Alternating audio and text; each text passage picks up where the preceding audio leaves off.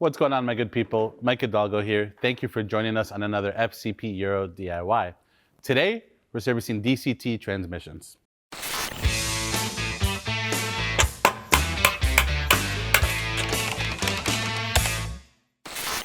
Today, we're going to be using a 2018 BMW F80 M3 as our demonstration vehicle. It is equipped with the BMW dual clutch transmission, which in front of us, we have the BMW Ultimate Dual Clutch Transmission Service Kit, which is available on fcpeuro.com. That's where we're going to be using. We have two versions of this kit available.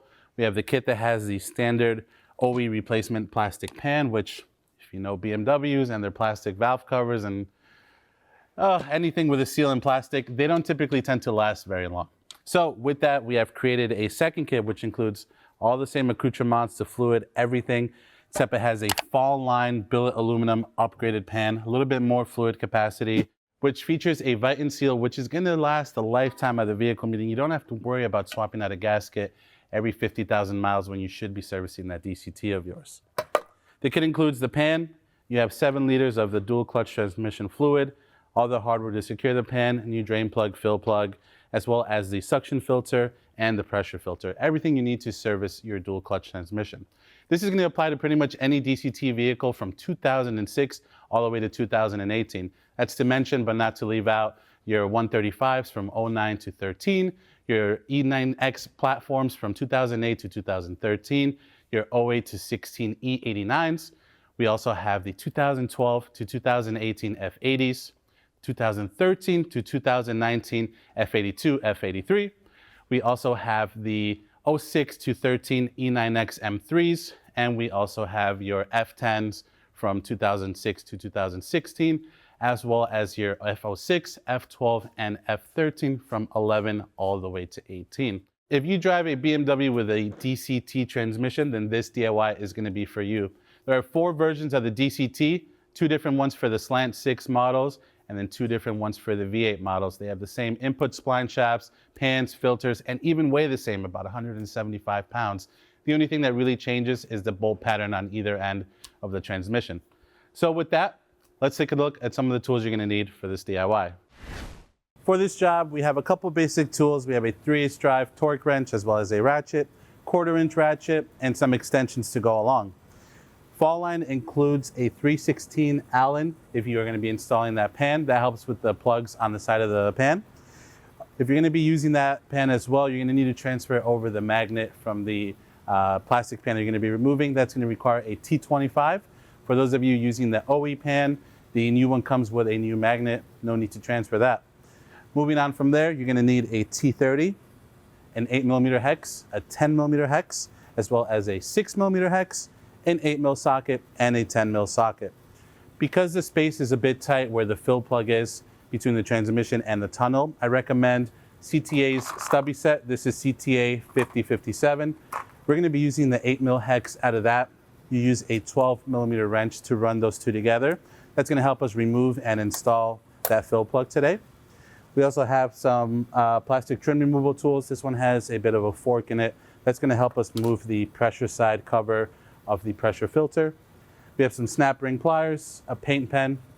We also have some thread sealant for one of the bungs. This is only, again, for the fall line pan. For those of you using the OE pan, you do not need the thread sealant. Not pictured here, but needed is going to be a catch pan for your fluid and some sort of tool to fill the transmission. We're going to be using a motive fill tool, which we will link down below. You've seen us use this on all of our transmission DIYs. And then electric tools help speed things up just a little bit. Now that we know what we're working with, let's go ahead and get started. We are under the BMW. To get started, we have a shield to remove. But before you begin this DIY, a couple things to keep in mind. One, you want to do this on a cool transmission. Think about it as servicing a cooling system. You don't want it under pressure, and you definitely don't want to mess with the amount of fluid that you're going to be dropping and reinstalling throughout the DIY. If you do this on a hot trans, you are capable of losing more fluid than you can put in. So cool transmission to start. And then a level surface is going to be super important. So whether you're doing this in the driveway or on the garage floor or on the lift, whatever you do, just make sure you have the vehicle perfectly level. It's going to come a long way throughout the DIY. We have 10 8mm bolts and 1 10mm plastic nut to drop to get this belly pan off out of the way. So let's start with that first. We have one 10mm plastic nut here at the back. I'm just gonna loosen it. We're gonna leave that one for last. Now let's zap the rest of the 8mm off.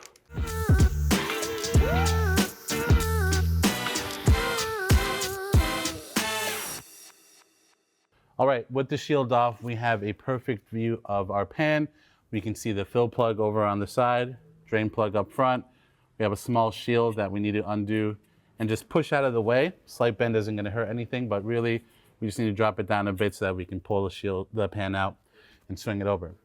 Like anything else, we also wanna make sure that the fill plug is gonna come off before we go and drain it, just like when you're doing a transmission or differential. And also familiarize yourself with the other side of the transmission, which has the pressure filter located, which we'll take out once the fluid's out and draining. So with that, let's get our catch pan ready and let's take a stab at this fill plug.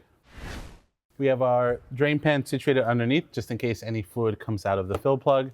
We have our stubby 8mm, which we covered at the beginning of the video, and we have our wrench to drive it. Make sure that sits in all the way. We're just gonna go ahead and break it free. Now we know that's gonna come free. We can go ahead and pull it out. Let's just see if any fluid comes out. And we'll let that do its thing for just a moment. Keeping the fill plug open will also let the fluid come out of the drain a bit smoother. So we'll let that do its thing for a minute, and then we're gonna switch over to the drain plug up front. All right, we have a 10mm hex for the plastic drain plug up front.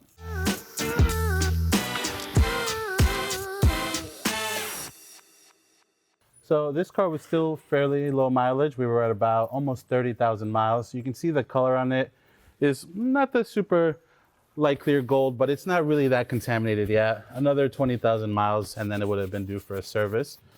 But oftentimes some of the vehicles we have here are more for scientific purposes than the need of repair.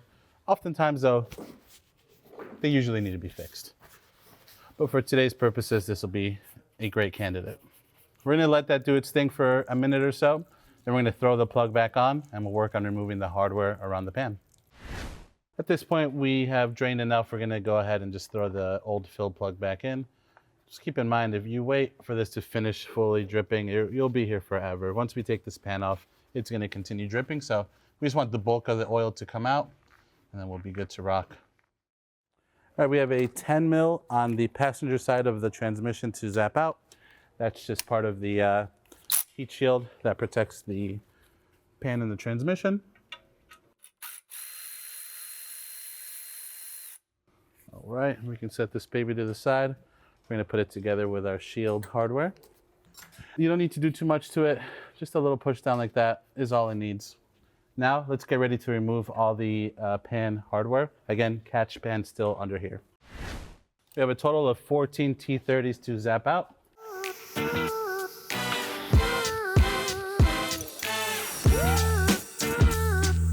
As you start working your way around the pan, you'll notice it starts to drop a bit. Make sure your pan is situated in a good spot, your catch pan that is, so that once the oil pan starts dropping on the transmission, fluid may still come out, you have somewhere to catch it.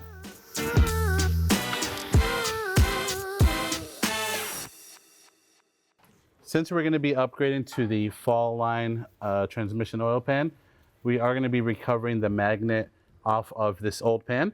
So make sure if you're doing that as well, don't just go ahead and toss this right away. Let it drip and then set it to the side and we'll show you how to transfer that over. But for now, we'll give this a moment to drip before we go any further. Now we're going to transfer the magnet from our old suction side of things, the transmission pan, onto the new fall line pan. Fall line does include a piece of hardware usually threaded into the side of the pan that's going to hold that magnet down. The threads are going to be different from the plastic pan to the new metal one. So just be sure you grab that now and then we can pull that out, get that baby set to the side. T25 to pull out the old magnet. So as you can see, the plastic magnet uses a coarse thread screw. So that's not going to work over on the new metal pan. So we can ditch that. I'm just going to take a moment to clean this up really nicely and then we'll install it onto our pan.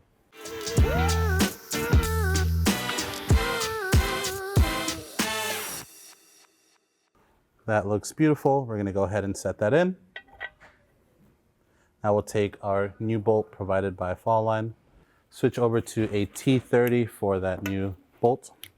we're just gonna snug it up super gently. As you saw, the old one wasn't very tight. This new one going into the aluminum pan, you don't want to strip it or anything. Literally just snug it up, good to go. Before we get too carried away with the install on the fall line pan, which we're gonna be going with today, we're gonna put some thread sealant on one of the accessory plugs that come on the side of the pan. You can put all sorts of sensors in here, whatever your heart desires. However, these two bigger plugs do come with crush washers, so that's gonna seal them up. You do need to use a little bit of thread sealant. On the smaller plug, a 3/16 hex bit is gonna be the size to get that one in and out. We have our Permatex, which again is linked in the video description below, also available on fcpeuro.com. We'll get some sealant onto the threads here and then snug that baby back up. That way, by the time we get to filling and everything, it'll be nice and cured up enough for us to fill the transmission back up with fluid.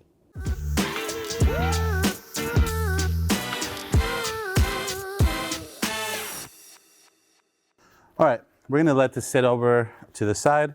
Let's continue on with this DIY.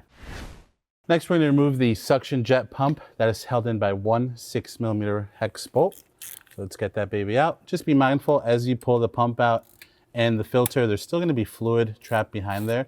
So keep your catch pan underneath everything. Keep it handy, you don't wanna take a bath in this DCT fluid. Next, we can remove the filter. There's two T30s that hold that in place. We have one tucked over here towards the back under fluid.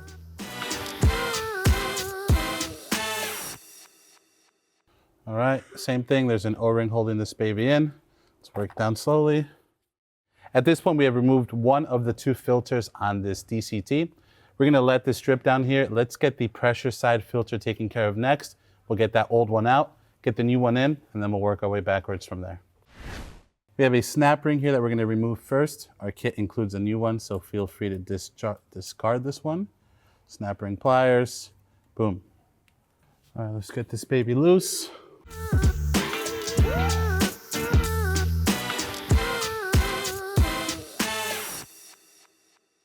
Make sure that the old O-ring, which is gonna be on the inside of this filter, came out. Not likely that it's gonna be stuck in there, but it's a filter. Anything with a seal or an O-ring on it, always check it, no matter what kind of vehicle you're working on. And we can take our new filter, take a little bit of this dripping oil. We're just gonna dabble a little bit of that fluid on the inside to coat that O-ring, and then feed that baby in nice and straight. There we go, and they'll pop right into place. Now we can take our new cap. We're gonna lube up the O-ring on that as well. I'm just using a little bit of the filter dripping down. And you'll notice on the transmission side of things, there's a groove for that snap ring. Once this cap sits past that groove for the snap ring, you'll know that it's fully seated. So pretty straightforward. Let's get this baby fed in there.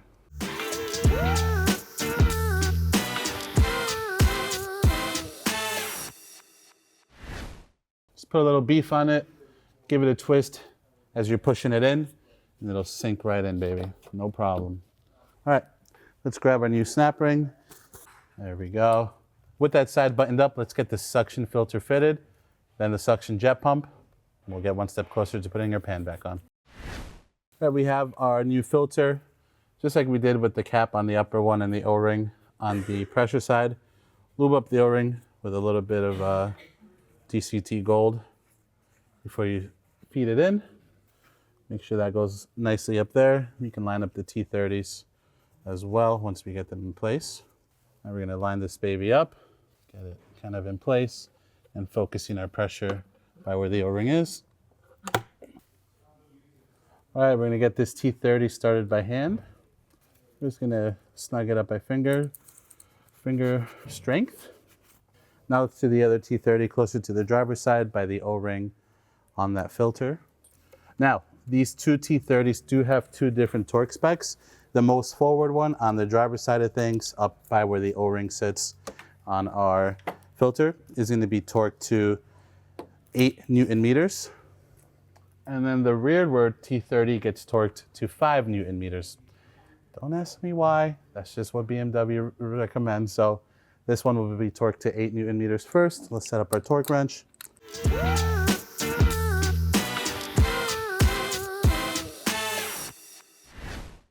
Let's get the suction jet pump back in.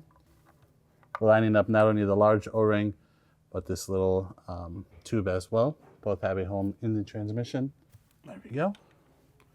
And now we can grab that 6mm hex, and that one gets torqued down to 6 Newton meters. There we go. Not a whole lot, my good people. Next on our laundry list, we're just gonna give this a quick wipe down. Again, we're not messing with any RTV or sealants. So having a tiny little bit of fluid isn't gonna hurt anything, but we're still gonna wipe it down with brake cleaner so we have the best surface possible for our new gasket or seal, depending on which pan you're installing, which is gonna be completely identical. So if you're worried about, Mike, you're installing the fall line pan, I'm not doing that. It's the same torque specs, all the same good info. So no worries, my good people. We're gonna clean this up, bring that pan over, and we'll be ready to install it. Now we're gonna get our pan into place. We have one little drip that I wanna take care of. Even though we've wiped this like 15 times, there'll always be just a little baby drip that's made its way down the housing here. No problem. I'm gonna grab that. 1 or 2 T30s, lock them up in the holder, and we'll get 2 of them started by hand, and then we'll work our way around.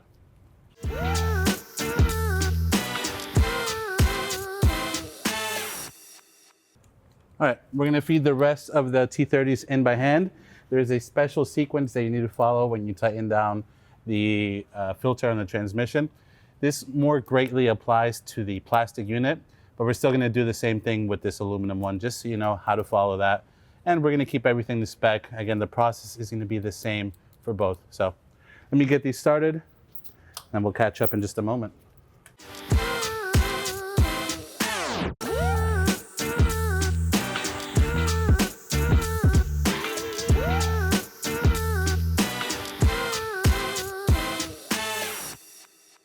At this point, all 14 of the T30s have been torqued down in the correct sequence to 10 Newton meters. What would be left to tighten down on the factory pan is your drain plug, 8 Newton meters with that 10mm hex.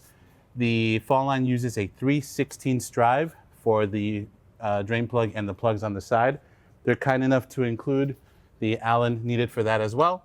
But again, a 3/16 bit will also do the trick for the 3 plugs on that pan.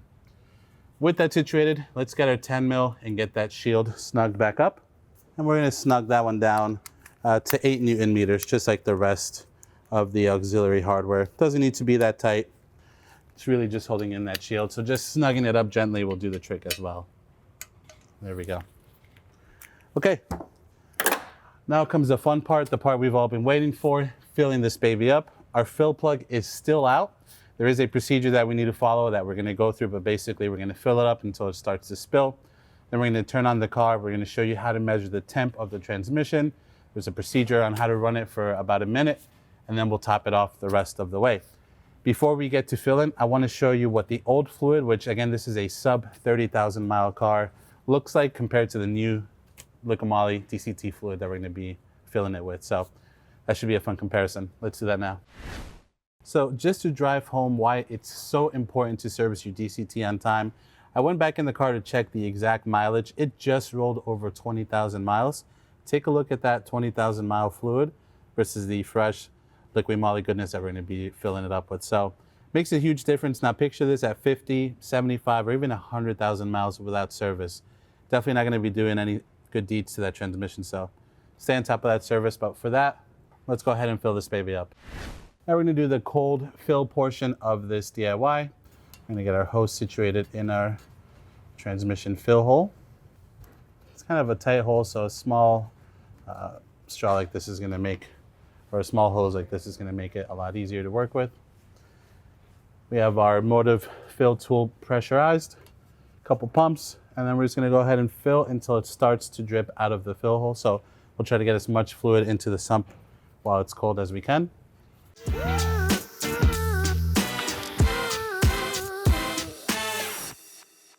All right, we're just starting to see some fluid come out, so we're gonna close our tool there. We got about 4 liters of fluid in cold. So now we're gonna take that fill out. I'm gonna set that to the side. For this portion, we're gonna use the old drain plug. That way we don't mess with the seal on the new one. we'll get that in place, and then we're gonna hop inside the car, get it started, and show you how to monitor the temp so that we can fill it up the rest of the way when it's at temperature.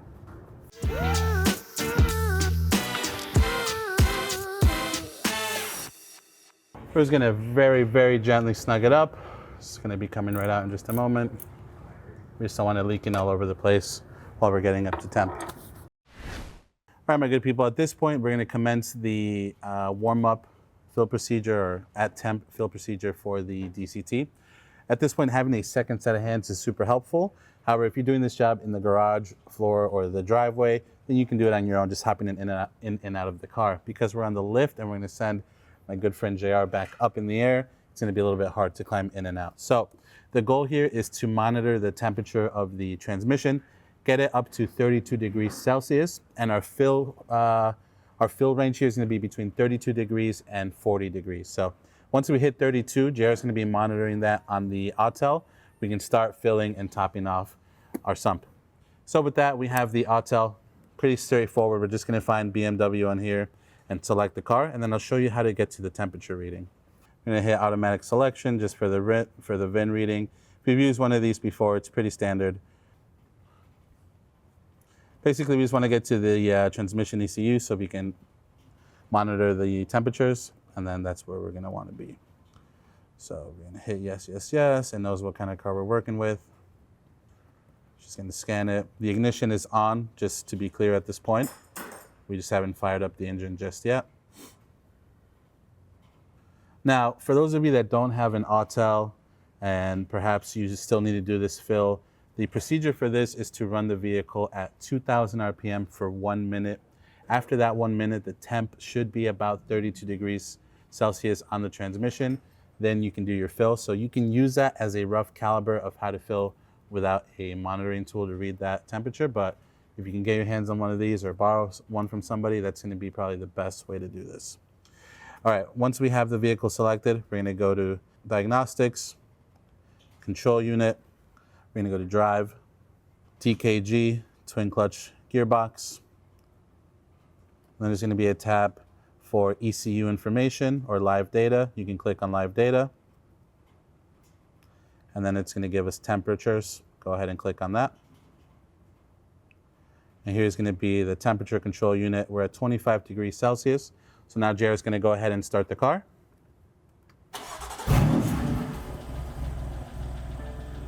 We're going to give it, just a couple seconds to let the oil flow through the engine, through the trans before we get on it. But we're going to hold the RPMs at 2,000 RPM for 1 minute. And then after that, we're just going to let the car idle. JR is going to monitor that temperature for us. And as soon as we hit 32 degrees Celsius, we can start topping off the transmission. JR, you are now in charge of the temp control. All right. I got this thing down, dude. I'm going to send him back up. Go ahead and hold us at 2,000 for 1 minute. In neutral? Yeah, park. Yeah, it's in park. You're good.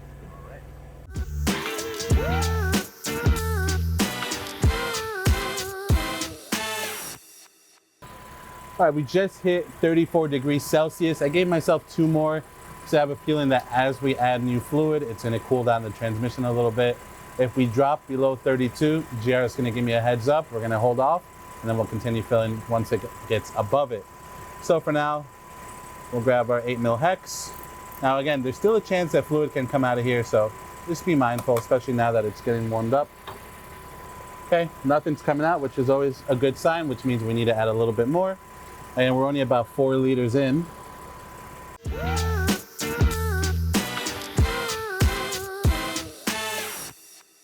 All right, that's exactly what we want.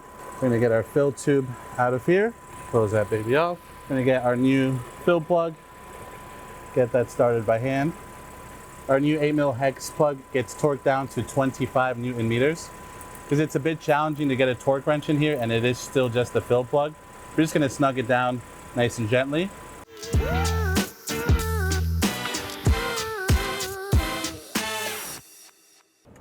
All right.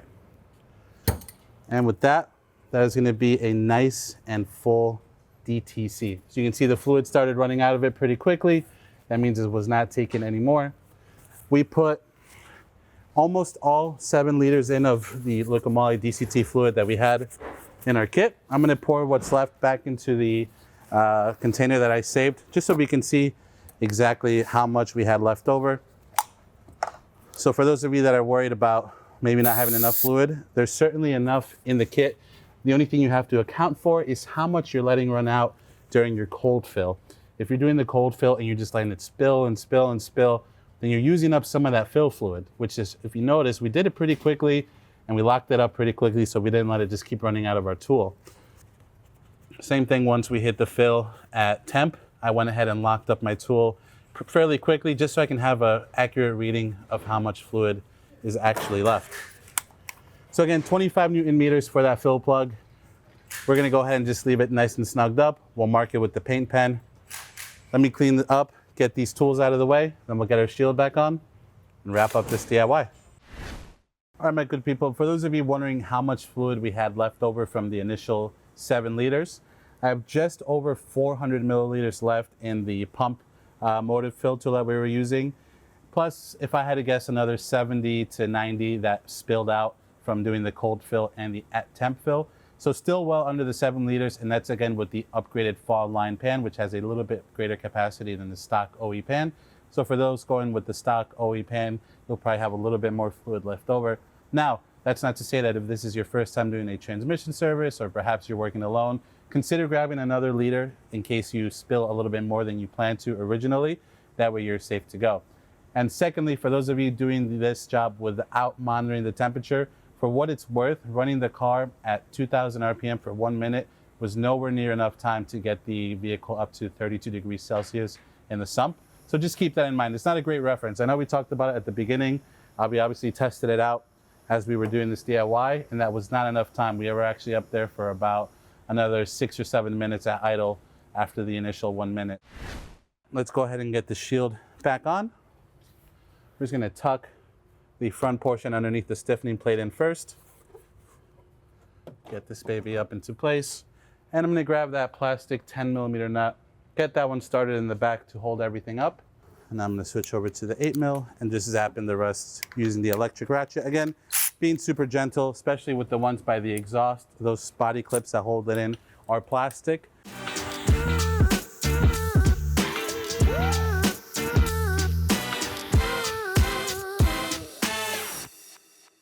All right, my good people, that is going to conclude this DIY for today. Overall, a really straightforward and simple job servicing the DCT transmission.